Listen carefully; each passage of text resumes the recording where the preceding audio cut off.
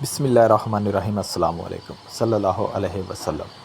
ناپاک گدے کو پاک کرنے کا کیا طریقہ ہے؟ ناپاک گدے کو 3 مرتبہ دھویا جائے اور ہر مرتبہ دھونے کے بعد اس کو اتنی دیر کے لیے چھوڑ دیا جائے کہ اس میں سے قطرے ٹپکنا بند ہو جائیں تو وہ پاک ہو جائے گا۔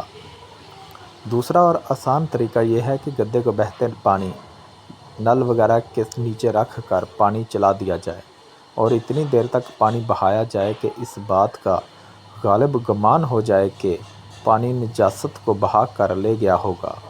اس صورت میں بھی گدا یعنی میٹرس پاک ہو جائے گا۔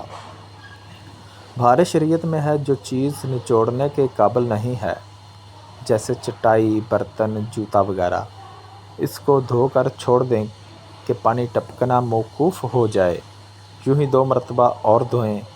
تیسری مرتبہ جب پانی ٹپکنا بند ہو گیا وہ چیز پاک ہو گئی۔ اسے ہر مرتبہ کے بعد سکھانا ضروری نہیں۔ دری یا ٹاٹ یا کوئی ناپاک کپڑا بہتے پانی میں رات بھر پڑا رہنے دیں، پاک ہو جائے گا۔